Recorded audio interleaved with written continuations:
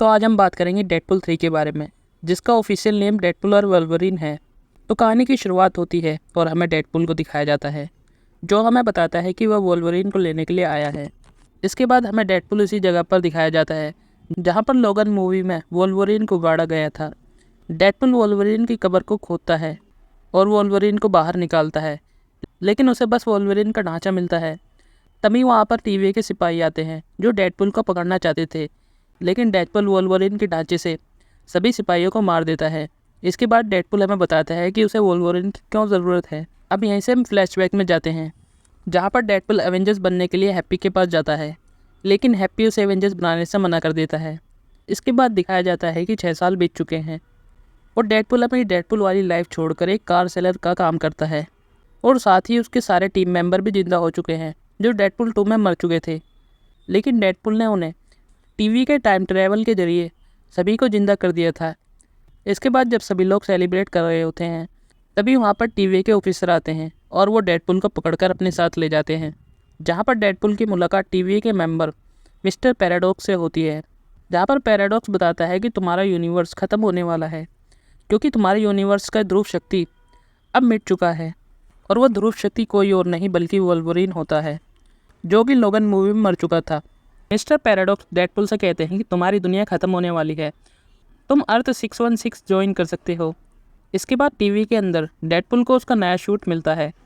इसके बाद Deadpool paradox से कहता है कि तुम्हें कोई रास्ता ढूंढना होगा जिससे मेरे सारे दोस्त बच जाएं। लेकिन पैराडॉक्स कहता है कि अब कोई रास्ता नहीं है।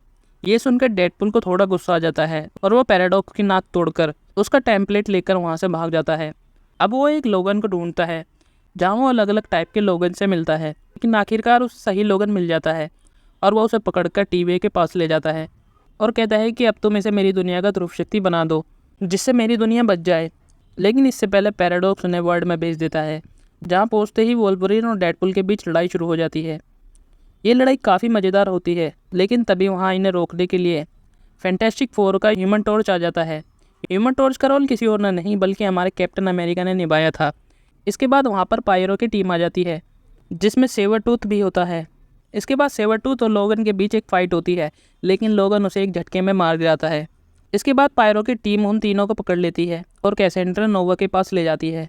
कैसेंड्रा नोवा एक्समैन चार्ल्स की बहन होती है। इसके बाद डेडपुल नोवा से कहता है कि ह्यूमन टॉर्च ने तुम्हारे बारे में बहुत बुरा कहा है। ये सुनकर नोवा को बहुत गुस्सा आ जाता है और वो ह्यूमन टॉर्च की पूरी स्किन खींच लेती है, जिससे ह्यूमन टॉर्च मारा जाता है। इसके बाद नोवा वहाँ पर एलायत को बुलाती है, लेकिन लोगन और डेडपुल जैसे तैसे उससे बचकर वहाँ से निकल जाते हैं।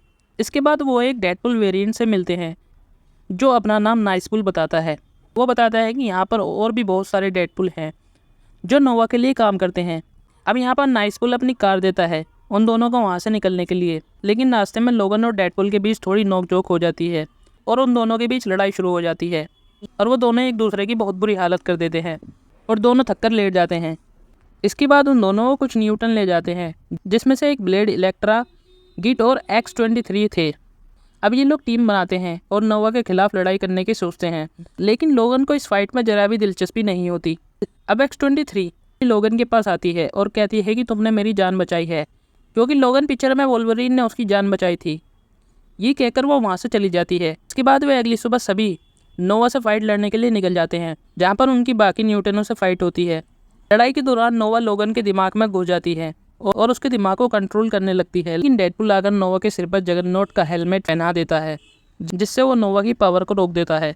तभी वहाँ पर पायरो आता है और वो नोवा को शूट कर देता है, लेकिन तभी लोगन उसे पंच मारकर बेहोश कर देता है। इसके बाद लोगन नोवा को छोड़ देता है, जिससे वो दोबारा अपनी पावर से ठीक हो जाती है।